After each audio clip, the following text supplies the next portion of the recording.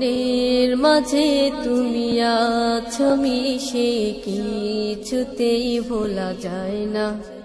দূর সুদূরে আছি আমি, আমায় কাছে টেনে নাও না। মনের মাঝে তুমি আছো মিশে, কিছুতেই ভোলা যায় না। দূর সুদূরে আছি আমি, আমার কাছে টেনে নাও না। মনের মাঝে তুমি আছো মিশে, কিছুতেই ভোলা যায় না। দূর সুদূরে আছি আমি, আমার কাছে টেনে নাও না। ও মাদিনা موسى 40 ليلة ثم اتخذتم الإبل من بعده وأنتم ظالمون। যাবতীয় প্রশংসা, সমস্ত সিদ্ধসানা গুণগান সেই মহান রবের, যার অশেষ অনুগ্রহে আমরা আজ জুমার দিনে বিভিন্ন কাজের ব্যস্ততার মধ্য দিয়েও তার ঘরে সে তার ইবাদত করার সুযোগ পেয়েছি। যিনি রব্বুল আলামিন আমাদের এই সুযোগ করিয়ে দিলেন, সর্বাগ্রহে তার প্রশংসা জ্ঞাপন করি। সকলে বলি আলহামদুলিল্লাহ।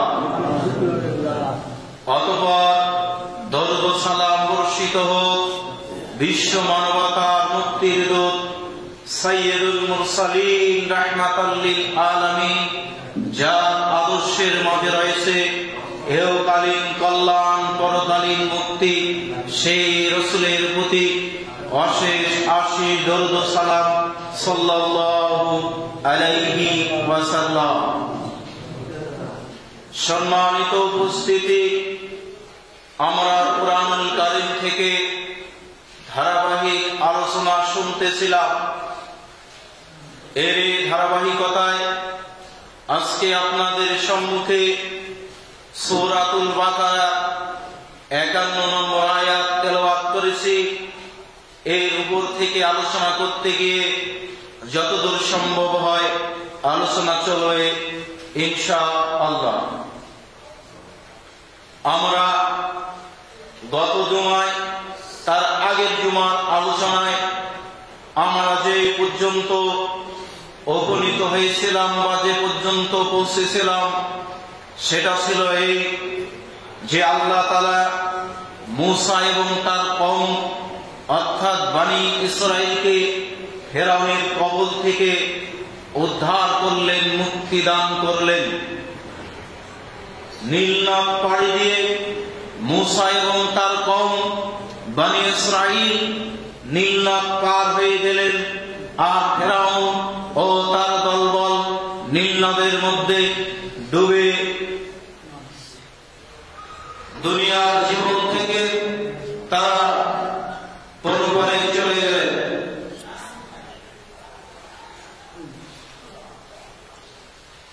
এখানে একটি বিষয় আমরা অনুধাবন করতে পারি, সেটা হল যে আল্লাহ তাআলা মূসা আলাইহিস সালাম এবং তার কওম বনি ইসরাঈলকে মুক্তি দান করলেন, নীল নদ পার করে দিলেন, আর ফেরাউন তার দলবলকে নীল নদে ডুবিয়ে মারলেন। যে ফেরাউন আজ পর্যন্ত পৃথিবীতে, তার লাশ এখনো পৃথিবীতে আছে, কিয়ামতের পূর্ব মুহূর্ত পর্যন্ত থাকবে। এটা সারা বিশ্বের মানুষের জন্য উদ্যত, অহংকারী, আল্লাহ তাওহীদের জন্য এটা শিক্ষা গ্রহণ করার জন্যই আল্লাহ তাআলা এই লাশকে কিয়ামত পর্যন্ত পৃথিবীতে রেখে দেবেন। এখানে অনুধাবনযোগ্য বিষয় হল এটাই যে দেখেন আল্লাহ তাআলা যাকে রিসালাতের দায়িত্ব দিয়েছেন, যাকে নবুয়তের দায়িত্ব দিয়েছেন, তাকে আল্লাহ তাআলা শুধু রাষ্ট্রীয় ক্ষমতা অর্জন করবে, রাষ্ট্রের সিংহাসন পেলেই যে ইসলাম প্রতিষ্ঠিত হয়ে যাবে, ইসলামী রাজ্য কায়েম হয়ে যাবে, এই চিন্তা ঠিক নয়। যদি এটাই হতো তাহলে মূসা আলাইহিস সালাম এবং বনী ইসরাইল সহ নীল নদ আবার পার হয়ে এসে তারা মিশরের রাজত্ব দখল করে নিতে পারত, সারা মিশরে ইসলামী আইন জারি করে দিতে পারত। সেটা কেন করলেন না? এর থেকে প্রতীয়মান হয় যে আল্লাহ তাআলা পৃথিবীতে রিসালাতের দায়িত্ব দিয়ে পাঠান না, যে ভাবে যে তারা পৃথিবীতে গিয়ে রাজত্ব করবে, রাষ্ট্র ক্ষমতাই লক্ষ্য, এর চিন্তা ভুল। রাষ্ট্র ক্ষমতাই লক্ষ্য, এর চিন্তা বাতিল। মানুষের মাঝে আগে তাওহীদের প্রচার করতে হবে, মানুষের মাঝে আগে মানুষের ঈমানের পরিবর্তন ঘটাতে হবে, মানুষের বিশ্বাসের পরিবর্তন ঘটাতে হবে, মানুষদেরকে আগে তাওহীদপন্থী করতে হবে। এরপরে জনগণে তখন রাষ্ট্রীয় ক্ষমতায় কাকে বসিয়ে দেবে, এটা আল্লাহ তাআলার পক্ষ থেকে ফয়সালা আসবে, নির্ধারিত হয়ে তাকে রাষ্ট্রীয় ক্ষমতায় আল্লাহ তাআলা অধিষ্ঠিত করবেন।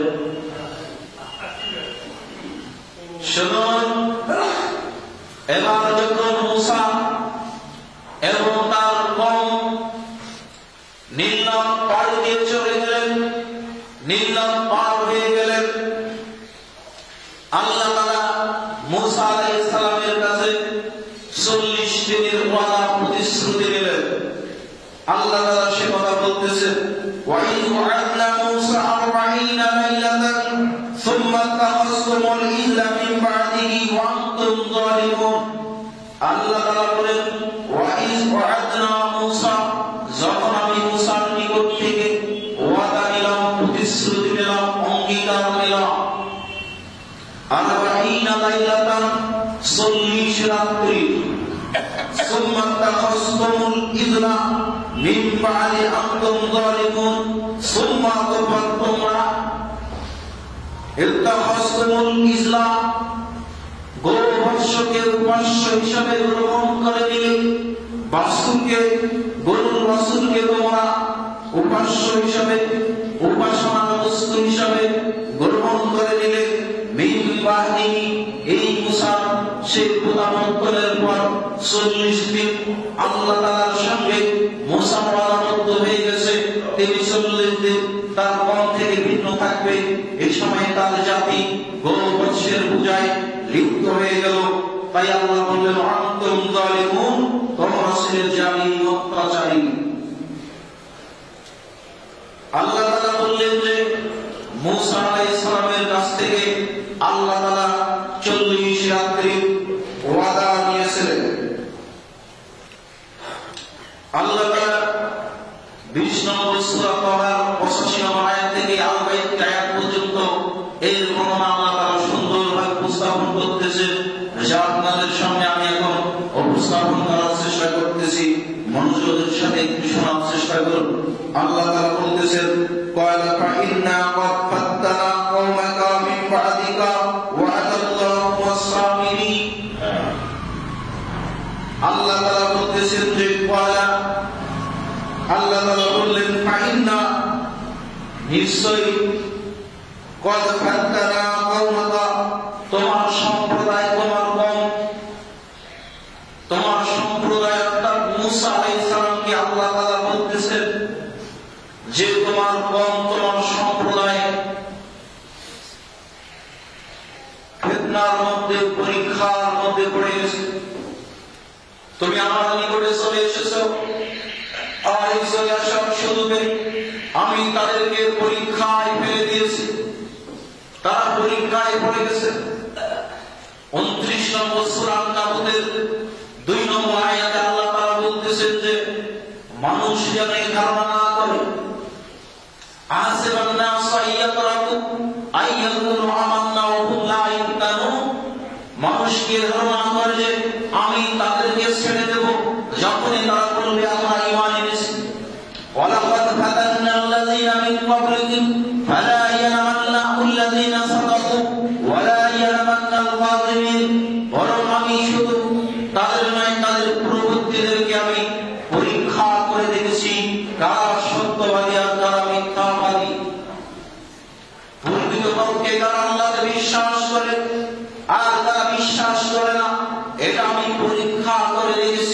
এরা প্রত্যেক জাতির জন্য যারা আল্লাহ তাআলাতে বিশ্বাস স্থাপন করেছে প্রত্যেকের পরীক্ষা দিতে হয়েছে। উল্লেখযোগ্য একটা পরীক্ষা যেটা আমরা আগেও শুনেছি, একটু স্মরণ করিয়ে দেই। সূরাতুল বুরুজ, সূরাতুল বুরুজের তাফসীরে আসহাবুল উখদুদ সেই অগ্নিকুণ্ড অগ্নিওয়ালা গর্তওয়ালাদের ইতিহাস উল্লেখ করে রাসূলুল্লাহ সাল্লাল্লাহু আলাইহি ওয়াসাল্লাম বলেছেন, পূর্ব জামানায় রাজত্বযজ্ঞ জাদুবিদ্যার মধ্যে যেরকম ফেরাউনের সময়ে জাদুর প্রভাব খুব বেশি ছিল, তো জাদুবিদ্যায় পারদর্শী যে সে দেশের বাদশা জাদুর দ্বারা তার কার্য পরিচালনা করত, সেই রাষ্ট্রের মধ্যে যে ভালো জাদুবিদ ছিল, যে রাজাকে বাদশাকে সহযোগিতা করত, তার বয়স অনেক বেশি হয়ে গেছে, তাই সে বলল আমাকে একটা বালক দিন। সে বালক তার নিকটে যায় জাদুবিদ্যা শিক্ষা করতে। এক সময় জাদুকারের কাছে যেতে প্রতিমধ্যে একজন ধর্মযাজক, সে সময় সমসাময়িক ধর্মযাজক যারা ধর্মের অনুসারী, তারা পূর্ববর্তী আরবি কিতাবের যে কোনো একটি ধর্মগ্রন্থের অনুসারী ছিল, সেই ধর্মযাজক আলেমের কাছে সেই বালকটি যেত, শিক্ষা গ্রহণ করত, অর্থাৎ এই বালকের বিশ্বাস জন্মেছিল, সে আলেমের প্রতি সে বিশ্বাস গ্রহণ করেছে। তাকে সে আলেম বলেছিল যে তোমার যে কর্ম তোমাকে অবশ্যই পরীক্ষায় করতে হবে, পরীক্ষার সম্মুখীন তুমি হবে। যাই হোক, এই ঘটনাকে আমি বলতে চাচ্ছি না, শুধু স্মরণ করিয়ে দিতে চাচ্ছি যে সেখানে সে আলেম বলেছিল যে তোমাকে পরীক্ষায় করতে হবে, তোমাকে পরীক্ষা দিতে হবে। তাই আল্লাহ তাআলা বললেন যে মুসা, তুমি যখন চলে এসেছো তোমার কওমকে আমি পরীক্ষায় ফেলে দিয়েছি। মিন বাদি, তোমার পর তুমি যখন তাদের কাছ থেকে চলে এসেছো তখন তারা পরীক্ষায় পড়ে গেছে।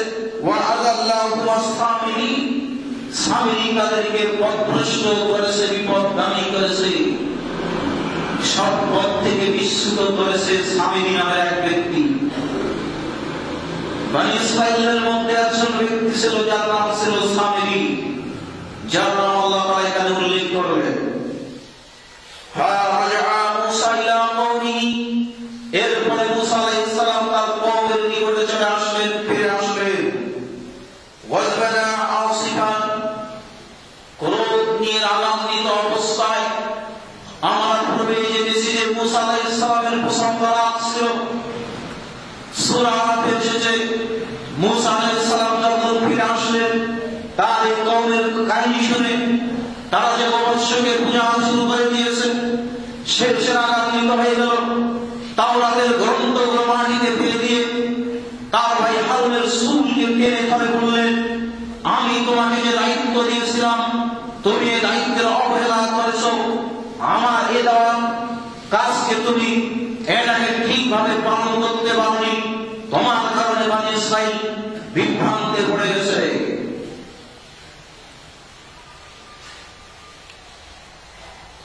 আল্লাহ তাআলা বললেন যে মুসা আসলেন রাগান্বিত অবস্থায় তার কওমের নিকটে। ওয়ালা ইয়া কওমি আলাম ইয়াইদকুম রাব্বুকুম ওয়ালান হাসানা, তিনি বললেন তোমাদের সঙ্গে কি, হে আমার সম্প্রদায়, তোমাদের সঙ্গে কি তোমাদের প্রতিপালক, তোমাদের মহান প্রভু, তোমাদের কি সঙ্গে কি এই সুন্দর চুক্তি, সুন্দর ওয়াদাবদ্ধ হননি, সুন্দর একটা প্রতিশ্রুতিবদ্ধ হননি? আফাতালা আলাইকুমুল আদু আম আরাদতুম আইয়াহিল্লা আলাইকুম গাদাবুন মির রাব্বিকুম, তোমরা কি ওয়াদাকে প্রতিশ্রুতিকে ভঙ্গ করেছো? তোমাদের উপরে গজব আসবে, তোমাদের উপরে আযাব নেমে আসবে, এটা কি তোমরা চাও? ফাআখলাফতুম মাউইদি, এজন্যই কি আমার সঙ্গে তোমাদের চুক্তিকে ওয়াদাকে তোমরা ভঙ্গ করে দিয়েছো? তাহলে মুসা আলাইহিস সালাম আসলেন তার কওমের নিকটে, তার পরিবারের নিকটে, এসে বললেন যে তোমরা তো যে কাজ করেছো এটা তো অত্যাচার, এটা তো জুলুম, এটা তো শিরক। আল্লাহর সঙ্গে সমকক্ষ দান করিয়েছো, তোমরা গোবৎসের পূজা করেছো, অথচ তোমাদের প্রতিপালক তোমাদের সঙ্গে উত্তম বিষয়ের ওয়াদা দিয়েছেন, প্রতিশ্রুতি দিয়েছেন, সেটা কি তোমরা ভঙ্গ করেছো? তারা এবার জবাব দিচ্ছে, ক্বালু আখলাফনা মাউইদাকা বিমালকিনা। তারা বলল যে আমরা ইচ্ছাকৃতভাবে, আমাদের নিজের ইচ্ছায় আমরা এ কাজে লিপ্ত হইনি। মাউইদাকা বিমালকিনা ওয়ালাকিন্না হুমিল্লা আওজারা মিন জিনাতিল কওম। আমাদের কাছে স্বর্ণলৌহ যেগুলো গচ্ছিত সম্পদগুলো, সেই ফিরআউনের বংশধরের মধ্যে যে সম্পদগুলো আমাদের নিকটে গচ্ছিত ছিল, যেগুলো আমরা তাদেরকে ফেরত দেইনি, এই সম্পদগুলো আমাদের নিকটে ছিল।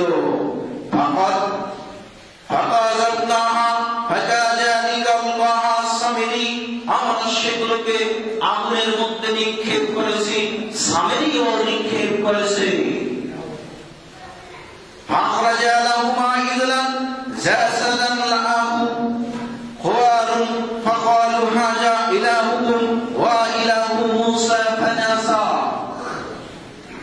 তারা বলল,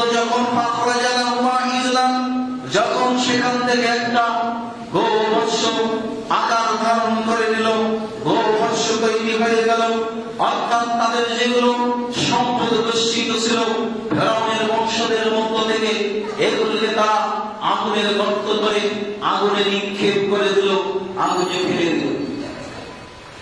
সামরিও সেগুলোকে ফেলে দিল। সেখান থেকে একটি গোবৎস তৈরি হয়ে গেল। সেটা কি করলো? কোয়ারুন সেটা শব্দ করলো। তখন তারা বলল, হাজা ইলাহুকুম ওয়া ইলাহু মূসা, এটা হলো আমাদের ইলাহ আর মূসার ইলাহ। ফানাসিয়া, মূসা সেটা ভুলে গেছে। দেখেন বনি ইসরাঈল এবার ফিতনায় পড়তেছে কিভাবে। মূসা তাদের কাছ থেকে চলে গেছে, এবার তারা ফিতনায় পড়ে গেছে, কঠিন পরীক্ষার সম্মুখীন হয়েছে। গোবৎস তারা বানিয়ে ফেলেছে, এটা তারা পূজা করা শুরু করে দিয়েছে। আফালা ইয়ারাউনা আল্লাহ ইয়ারজিউ ইলাইহিম ক্বাওলা ওয়ালা ইয়ামলিকু লাহুম দাররান ওয়ালা নাফআ। মূসা আলাইহিস সালাম বলতেছেন যে দেখো, আফালা ইয়ারাউনা, তোমরা কি একটু লক্ষ্য করো না? তোমরা কি কখনো দেখো না? তোমরা কি এতটুকু ভাবতে পারো না? আল্লাহ ইয়ারজিউ ইলাইহিম ক্বাওলা, যে তোমরা উপাস্য হিসাবে গ্রহণ করে নিয়েছো, এ তো তোমাদের জন্য পরকালে তোমাদের কিছুই করতে পারে না, ইহকালেও কিছুই করতে পারে না। ওয়ালা ইয়ামলিকু লাহুম দাররান ওয়ালা নাফআ, সে তোমাদের না পারে কোনো উপকার করতে, না পারে তোমাদের ক্ষতি করতে। তোমরা কি একটু চিন্তা করে দেখো না, যেই গোবৎসকে তোমরা কি করে উপাস্য হিসাবে গ্রহণ করে নিয়েছো, এ তো তোমাদের কোনো ক্ষতি উপকার করতে পারে না। সম্মানিত উপস্থিতি, আমরা এখান থেকে যা বুঝতে পারলাম, মূসা আলাইহিস সালাম মাত্র 40 দিন তার কওম থেকে, তার জাতি থেকে বিচ্ছিন্ন হওয়ার কারণে তারা ফিতনায় পড়ে গিয়েছিল, পরীক্ষায় পড়ে গিয়েছিল।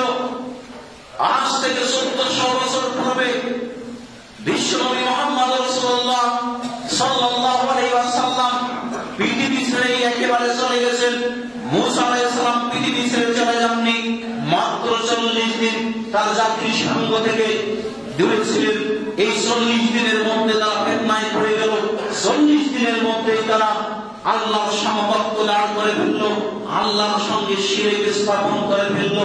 আর আজ থেকে 1400 বছর পূর্বে শেষ নবী চলে গেছেন, এর 1400 বছর পূর্বে তার উম্মতেরা যে ফিতনায় পড়ে নাই, এটা কি করে বিশ্বাস হতে পারে? এ জাতি উম্মতের ফিতনায় পড়ে গেছে, ওইরকম পরীক্ষায় পড়ে গেছে। যারা ইমানদার, যারা বিশ্বাসী, যারা বিশ্বাস করে, যাদের ভিতরে ইমান রয়েছে, এরা ঠিকই ওরকম মূর্তি তৈরি করে না। হিন্দু পড়ায় যেরকম দুর্গা তৈরি করে, এরকম দুর্গা তারা তৈরি করে না, কিন্তু তারা 7 থেকে 9টি পিলার তৈরি করে, এর সামনে তারা পূজা করে। এটা ঠিকই করে, এটা হলো মুসলিমদের পূজা, এটা মুসলিমদের উপাসনা নয়। এরা কি করে?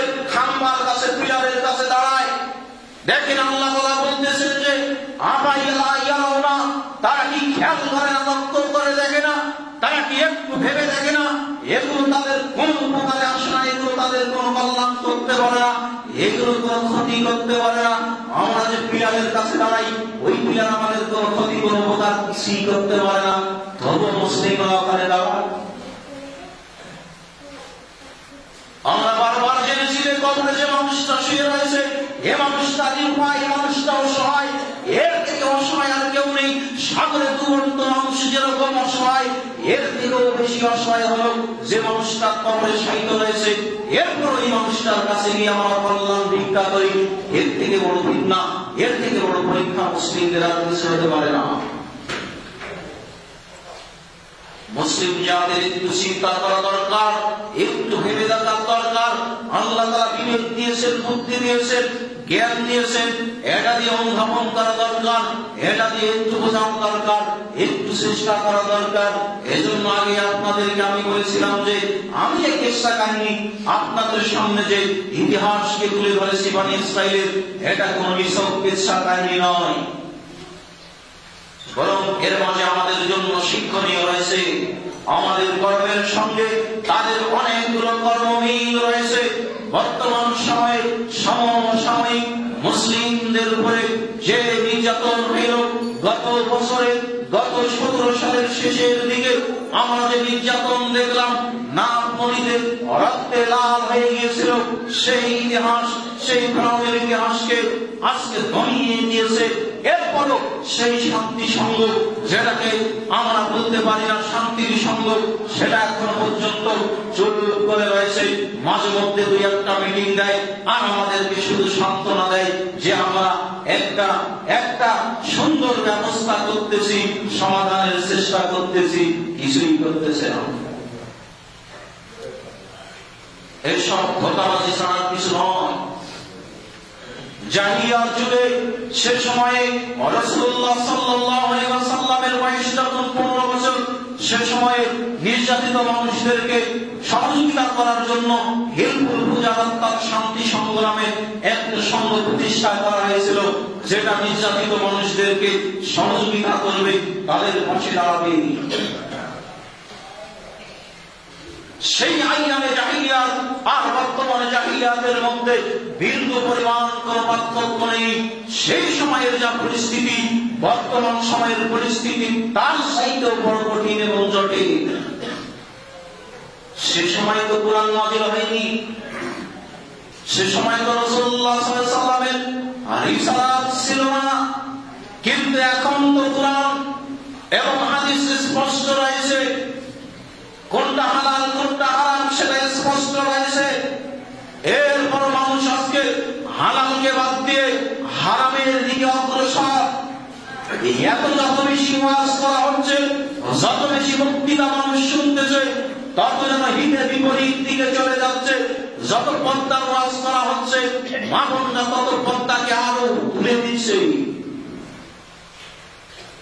পর্দার বালাই নেই, পর্দা এখন আছে ঘরের দরজায়, জানালায়। ঘরের দরজায় আর জানালা ছাড়া কোন পর্দা খুঁজে পাওয়া যাবে না। অথচ পর্দা করা প্রত্যেক মুসলিম নারীর জন্য ফরজ, অবধারিত। পর্দা না করে বেপর্দায় থেকে ইবাদত করলে ওই ইবাদত আল্লাহর নিকটে গ্রহণযোগ্য হবে না, ওই ইবাদত বাতিল হয়ে যাবে, ইবাদত করে কোনো লাভই হবে না।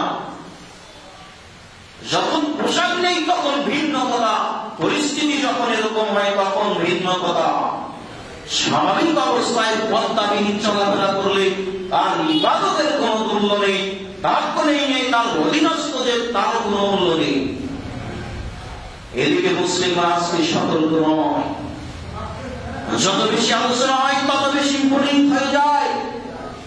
এর কারণ হলো যেগুলো মানুষের মস্তিষ্ককে গ্রাস করে নিয়েছে, মস্তিষ্ককে মানুষকে ঢেকে নিয়েছে।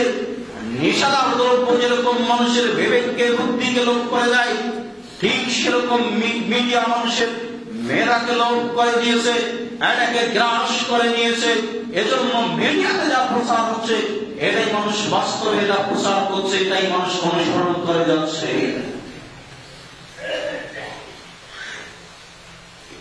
আসুন আল্লাহ তাআলা তাদেরকে সেই ভ্রান্ত জাতিকে মুসার কওমকে সতর্ক করে দিয়ে বলতেছে যে তোমরা কি একটু খেয়াল করো না, একটু লক্ষ্য করো না, একটু চিন্তা করে দেখো, তোমরা যে বৎসের পূজা করতেছো এ তো তোমাদের কোনো ক্ষতি কোনো উপকার করতে পারে না, দুনিয়াতে তোমাদের কোনো উপকার করবে না, পরকালে সে তোমাদের কোনো উপকারে আসবে। এরকম কোন বস্তুর তোমরা ইবাদত করো কি করে? মুসলিম জাতি আজকে বুঝতেই চায় না। যত বলা হচ্ছে যে সুদ হারাম, সুদের ব্যবসাকে পরিত্যাগ করতে হবে, তত দিন দিন সুদের ব্যবসা বৃদ্ধি পেয়ে যাচ্ছে। মনে হয় আলোচনা শুনে আরো গতি বেড়ে যাচ্ছে। পরকালের চিন্তা মানুষের মধ্য থেকে উঠে গেছে, অথচ কিয়ামত যে সন্নিকটে আসতেছে এই চিন্তায় মানুষ ভুলে গেছে। এটা ভুলে যাবে, এটা কিয়ামতের যে একটা লক্ষ্য। এরপরে আল্লাহ তাআলা বলতেছেন ওয়ালাকাদ, আর অবশ্যই ক্বালা লাহুম হারুন মিন ক্বাবলু ইয়া কওমি ইন্নামা ফুতিনতুম বিহি। আল্লাহ তাআলা এবার হারুনের কথাকে উল্লেখ করে বলতেছেন যে অবশ্যই নিশ্চয়ই ক্বালা লাহুম, বলছিল হারুন মিন ক্বাবলু, তার পূর্বে, ইয়া কওমি, হে আমার সম্প্রদায়, হে বনি ইসরাঈল, ইন্নামা ফুতিনতুম বিহি, তোমরা ফিতনায় পড়েছো, তোমরা পরীক্ষায় পড়েছো, তোমরা এই বৎসের পূজা করো না, এটা তোমাদের জন্য পরীক্ষা, এটা তোমাদের জন্য ফিতনা। ওয়া ইন্না রাব্বাকুম রাহমান, তোমাদের রব হলেন দয়াময় আল্লাহ তাআলা। ফাত্তাবিউনি, তোমরা আমার অনুসরণ করো, আমি যা বলি সেটাকে তোমরা মেনে নাও। ওয়াতিউ আমরি, আমার কথার তোমরা আনুগত্য করো, আমার কথার আমার আদেশের তোমরা অনুসরণ করো। আমি তোমাদেরকে যা আদেশ করি, যা নিষেধ করি, এগুলোর থেকে তোমরা বিরত থাকো। হে আমার সম্প্রদায়, এটা তোমাদের জন্য পরীক্ষা। ঠিক আছে, সমাজ এরকম। যখনই আমরা বলতেছি যে আপনাদেরকে আনুগত্য করতে হবে, আতিউল্লাহ ওয়া আতিউর রাসূল, এক আল্লাহ তার রাসূলের আনুগত্য করুন, যতগুলো নিয়ম, যতগুলো তরিকা, যতগুলো ফিরকা, সবগুলোকে পরিত্যাগ করে দিয়ে আল্লাহ এবং তার রাসূলের আনুগত্য করতে হবে। তখনও মানুষ সেই তাদের নিয়ম রিসওয়াত, তখনও মানুষ মাযহাবী গণ্ডির মধ্যে পড়ে রয়েছে, কোরআন সুন্নাহকে বাদ দিয়ে। তাদের বক্তব্য তারা এবার উপস্থাপন করতেছে,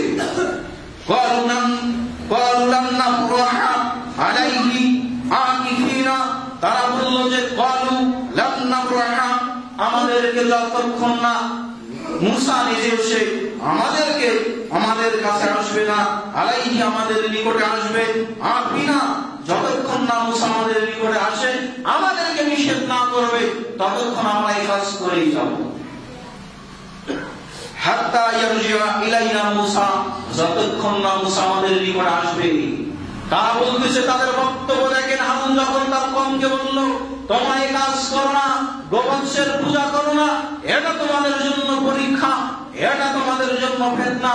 তারা বলতেছে যতক্ষণ না মুসা আমাদের নিকটে আসবে, আমাদেরকে এসে বলবে যে এটা তোমরা করো না, নিষেধ না করা পর্যন্ত আমরা এই কাজ করে যাব।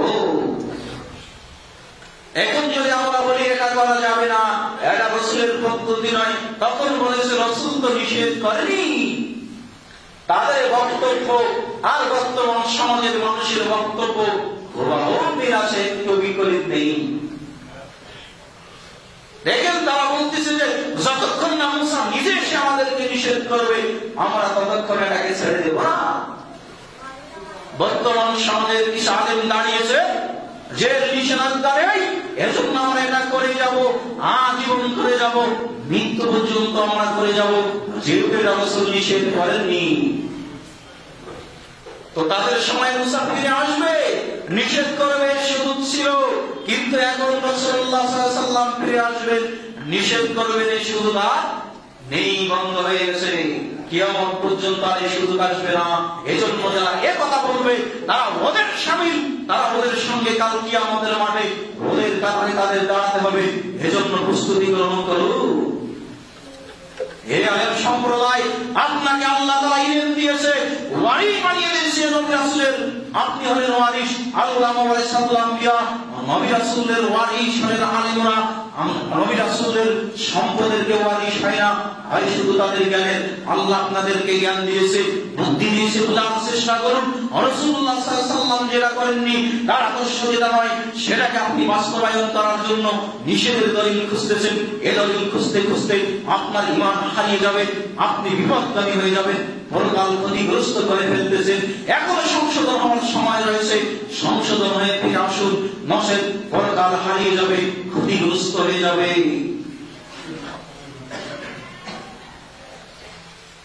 দেখেন তাদের বক্তব্য, তারা বলল যে মুসা যতক্ষণ আসবে না, আমাদেরকে নিষেধ করবে না, ততক্ষণ আমরা এই কাজ করেই যাব।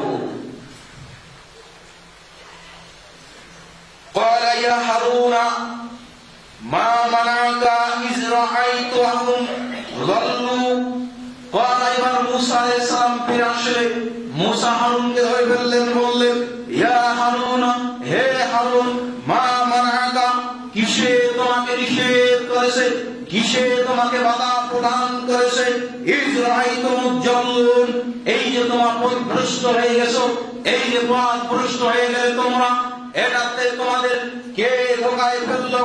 আল্লাহ তাত্তাবিআন, তোমরা কি করে অনুসরণ করলে না? আফা আসাইতা আমরি, তুমি কেন আমার কথা অনুসরণ করলে না? আমি যে তোমাকে নির্দেশ দিয়ে গিয়েছিলাম যে তুমি আমার কওমকে দেখবে, আমি ফিরে আসা পর্যন্ত আমার এই কওমের দায়িত্ব আমি তোমাকে দিয়ে গিয়েছিলাম, তুমি তো তোমার সেই দায়িত্ব পালন করনি, আমার কথাকে তুমি রক্ষা করনি। কি কারণে করনি? এর কারণটি কি? ওয়ালা ইয়া বনু উম্মা, এবার হারুন বলতেছে ইয়া বনু উম্মা, হে আমার মায়ের সন্তান। দেখেন হারুন বলতেছে আমার মায়ের সন্তান, তারা কিন্তু ভিন্ন মায়ের সন্তান নয়। গুরুত্ব দেওয়ার জন্য, বোঝানোর জন্য যে তারা সহোদর ভাই, একই মায়ের দুই সন্তান তারা, মুসা এবং হারুন। তার ভাইকে সম্বোধন করে বলতেছে যে ইয়া বনু উম্মা, হে আমার মায়ের সন্তান, হে আমার সহোদর ভাই, লা তাখুযনি বিল ইয়াতি ওয়ালা বিরাসি, আমি তো নাফরমানি করিনি, আমি তো আনুগত্যই করেছিলাম। ইন্না খাশিয়াতু আন তাকুলা ফারাদতু বাইনা বনি ইসরাঈলা ওয়া লাম তারকুবু কওলি, আমি তো চেষ্টা করেছিলাম বনি ইসরাঈলদেরকে ফিরিয়ে রাখার জন্য, আমি তো চেষ্টা করেছিলাম, কিন্তু তারা আমার কথা শুনেনি, তারা আমার কথাকে মূল্যায়ন করেনি। সম্মানিত উপস্থিতি, আমরা এরকম আপনাদেরকে বারবার করে অনুরোধ করতেছি, বারবার করে আপনাদেরকে আমরা জানিয়ে দিচ্ছি যে যতগুলো নিযম নেজওয়াত রয়েছে সবগুলোকে পরিত্যাগ করে আল্লাহ তাআলা রাসূলের আনুগত্যের দিকে ফিরে আসুন। একমাত্র পরকালীন ইহকালীন পরকালীন মুক্তি যদি পেতে চান, তাহলে সব নিযম নেজওয়াতকে পরিত্যাগ করে এক আল্লাহ তাআলা রাসূলের আনুগত্যের দিকে ফিরে আসতে হবে। এখানে যদি ফিরে আসতে পারে পৃথিবীর সমস্ত মুসলিম আজকেই এক হতে পারে, 1 মিনিট সময়ের মধ্যে সারা বিশ্বের মুসলিম একত্রিত হবে। 1 মিনিট সময় লাগবে শুধুমাত্র। সবাই এক বাক্যে আল্লাহ এবং তার রাসূলকে মেনে নেবে, আল্লাহ এবং তার রাসূলের আনুগত্য স্বীকার করে নেবে। 1 মিনিটের মধ্যে সমাধান হয়ে যাবে। সারা বিশ্বের 150 কোটির উপরে মুসলিম সবাই আজ একত্রিত হয়ে যাবে, এক কাতারবন্দী হয়ে যাবে। যখনই আনুগত্য ছেড়ে দিয়েছে, যখনই ভিন্ন তরিকায়, ভিন্ন মতে, ভিন্ন রেজমে চলে গেছে, তখনই মুসলিমদের মাঝে বিভক্তি আর বিভক্তি, মুসলিমদের বিভেদ শুরু হয়ে গেছে। সামান্য একটুটা ত্রুটির কারণে, সামান্য একটা মতের অমিলের কারণে আজকে মুসলিম জাতি দলে দলে বিভক্ত। একটা বিষয়, সামান্য হালকা ছোট বিষয়, এই বিষয়গুলোকে কেন্দ্র করে মুসলিমরা আজকে বিভক্তিতে জড়িয়ে পড়তেছে। অথচ ফরজ বিষয়গুলোতে কোনো পার্থক্য নেই। 5 ওয়াক্ত সালাত দিনে রাতে ফরজ, এই বিষয়ে যতগুলো তরিকা মতবাদ, যতগুলো মুসলিম, যাদের ভিতরে মুসলিম, যারা মুসলিম, যারা স্বীকৃতি, তারা 5 ওয়াক্ত সালাতে এটাকে অবিশ্বাস করে না। 3 ওয়াক্ত সালাত যারা বিশ্বাস করে ওরা কারিজিরা বাতিল, ওরা খারিজিরা বাতিল, ওরা খারিজ মানে ওরা বের হয়ে গেছে ইসলাম থেকে, ওরা বের হয়ে গেছে। ওরা 3 ওয়াক্ত সালাত আদায় করে, ওরা বাতিল, ওরা মুসলিম নয়, ওরা মুসলিম। ওরা বিশ্বাস করে না দিনে রাতে 5 ওয়াক্ত সালাত। দেখেন 5 ওয়াক্ত সালাত ইসলামের 5টা স্তম্ভ, 5টা কড়ি, এটা সবাই বিশ্বাস করে। সুদ হারাম এটা সবাই বিশ্বাস করে, সুদের পাশাপাশি ঘুষ হারাম এরাও সবাই বিশ্বাস করে, যৌতুক প্রথা হারাম এটা সবাই বিশ্বাস করে। এই বিষয়ে প্রত্যেকটি আলেম একমত, এতে কোনো দ্বিমত নেই। সুদ হারাম এটা সবাই একমত, যাকাত ফরজ এটা সবাই একমত, সামর্থ্য থাকলে হজ করা ফরজ এটা সবাই একমত। পার্থক্য কোথায়?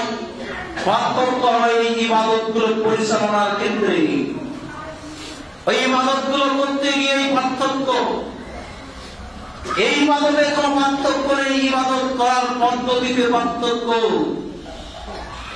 বিভিন্ন তরিকায় বিভিন্ন পদ্ধতিতে ইবাদত পরিচালনা হচ্ছে, এজন্য আজকে পার্থক্য। কিন্তু পার্থক্য কেন হলো? রাসূল হলেন একজন রাসূল, একজন নবী, একটা আসমানী গ্রন্থ কুরআনুল কারীম আসলো, তারপরে এর ব্যাখ্যা গ্রন্থ তিনি দিলেন হাদিস। এই একজন মানুষকে অনুসরণ করতে গিয়ে এতগুলো আলাদা আলাদা হয়ে গেল কেন? একজন মানুষকে যদি সবাই অনুসরণ করে তাহলে তো সবাই একই মতো হওয়ার কথা। আমরা যখন সালাত আদায় করি এখানে, আমি যখন সামনে দাঁড়াবো সবাই তো পিছনে দাঁড়াবে, না কেউ বাইরে চলে যাবে। আমি যখন রুকুতে যাবো সবাই তো রুকুতে যাবে, আমি যখন সিজদাতে যাবো সবাই তো আপনারা সিজদাতে যাবেন। তাহলে রাসূলুল্লাহ সাল্লাল্লাহু আলাইহি ওয়াসাল্লাম তো একজনই, তিনি তো সবার ইমাম, তিনি তো নেতা। তিনি যখন সিজদায় যাবেন আমরা তখন কেন সিজদা না গিয়ে রুকুতে থাকি? আমার কথা মনে হয় বুঝতে পারলেন না। যদি একজনকে আমরা অনুসরণ করে থাকি তাহলে সবাই তো একই হয়ে যাব। তিনি যখন তাকবীরে তাহরিমা বাঁধবেন আমরাও তাকবীরে তাহরিমা বাঁধবো, তিনি যখন রুকুতে যাবেন সে সময় তো আমরাও রুকুতে যাব, তিনি যখন সিজদায় তখন আমরাও সিজদায়, তাহলে সবাই তো এক কাতারে হয়ে গেলাম। ভিন্নতা হলো কেন? তাহলে বুঝতে হবে যে যখন এই ভিন্নতা হয়ে গেছে তাহলেই বুঝতে হবে যে এর মাঝে বিভেদ মানুষরাই সৃষ্টি করেছে, মানুষরাই তৈরি করে নিয়েছে, এর পার্থক্য মানুষরাই তৈরি করে নিয়েছে। হতে পারে এরকম সালাত শুরু করে দিয়েছে, বুকের উপরে হাত পেতেছে, নিচে চলে গেছে, যেতেই পারে, হতেই পারে। দীর্ঘক্ষণ সময় দাঁড়িয়েছিলেন, হাত নিচের দিকে নেমে যেতেই পারে। একটা ফালতু কথা প্রচলিত হয়েছে, এটাকে ফালতু কথা ছাড়া কিছুই বলা যায় না। যারা রাফাইয়া দান করে তারা বগলে পুতুল নিয়ে যায়, দেখেন তো আমার বগলে পুতুল আছে নাকি? এইসব ফালতু কথা, এর কোন দলিল, এর কোন ভিত্তি পৃথিবীর জমিনে নেই। এইগুলো সব বাজে কথা, বাজে বক্তব্য দিয়ে ইসলামের মধ্যে বিভ্রান্তি সৃষ্টি করে মুসলিম জাতিকে বিভিন্ন দলে বিভক্ত করে দিয়েছে। তারাই তো বিভক্ত সৃষ্টি করে দিয়েছে, তারাই বলতেছে 4 মাযহাব মানা ফরজ। আরে 4টা যদি ফরজ হয় তাহলে বাকি 3টা যে মানলেন না, 3টা ফরজ তরক করলেন কি হবে এবার বলেন? 4টা যদি একটাকে মানেন 3টাকে বাদ দিলেন, এবার গুনাহগার হলেন কিনা আপনাদের ফতোয়া অনুযায়ী?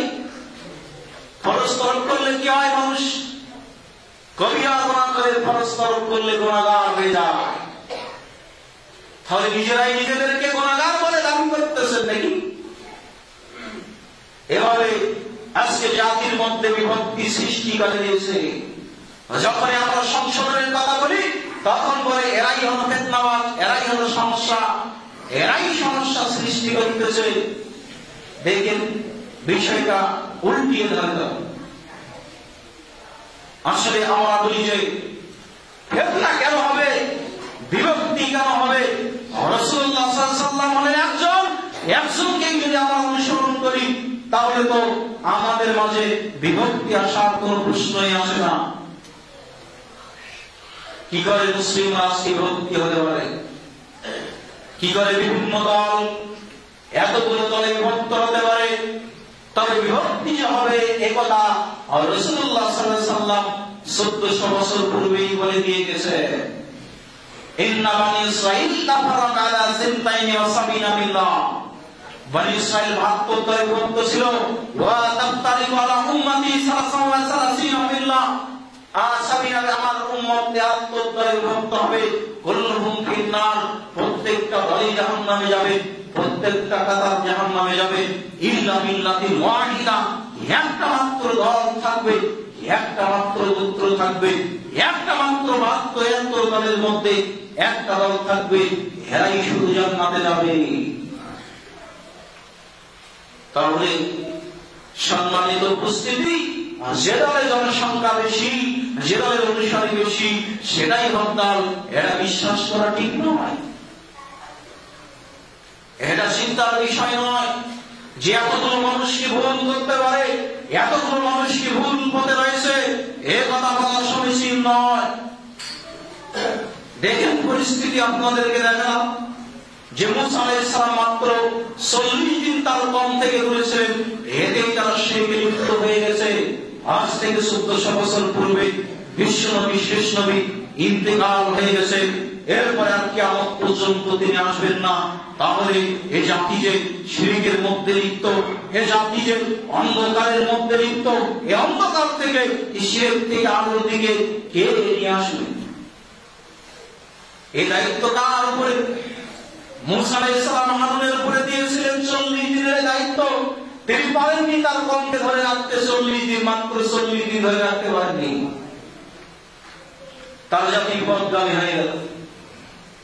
তাহলে 1400 বছর পর্যন্ত তার এই ছোটখাটো আইনগুলো ধরে রাখতে পারে, এতগুলো মানুষকে ধরে রাখতে পারে, এটা হতে পারে না। তাই মুসলিমরা আজকে বিভিন্ন পরীক্ষায় ফিতনায় পড়ে গেছে, বিভিন্ন ভাবে বিভক্ত হয়ে গেছে, বিভিন্ন দল উপদল, বিভিন্ন প্রকার বিভক্তি, এভাবে বিভক্তির উপর বিভক্তি এভাবে চলতেছে কিয়ামত পর্যন্ত। এভাবে বিভক্তি চলতেই থাকবে যদি না আমরা সতর্ক না হয়ে যাই। আমাদের সতর্ক হওয়া উচিত, আমাদের সতর্ক থাকা উচিত। কোন দিকে কে যায় যাক এদিকে দেখার দরকার নেই, বৃষ্টি কোন দিকে যায় যাক সাদাকে শক্ত করে ধরে রাখতে হবে, কুরআন এবং সুন্নাহকে আঁকড়িয়ে ধরে থাকতে হবে, না হলে তো বিপদগামী হতে হবে, এছাড়া কোনো উপায় নেই। এরপরে দেখেন মুসা আলাইহিস সালাম বলতেছেন, ওয়াইস ক্বালা মুসা লিকাওমিহি, মুসা আলাইহিস সালাম তার কওমকে বলতেছেন, ইয়া কওমি ইন্নাকুম যালামতু আনফুসাকুম বিত্তিখাযিকুমুল ইজলা, হে আমার সম্প্রদায়, তোমরা তো গোবৎসের পূজা করে নিজেদের প্রতি জুলুম করেছো, নিজেদের প্রতি অত্যাচার করেছো। ফাতুবু ইলা বারিকুম, তোমরা কি করো? তোমাদের রবের নিকটে তওবা করো, ফিরে আসো। ফাকতুলু আনফুসাকুম, তোমরা নিজেদেরকে হত্যা করো।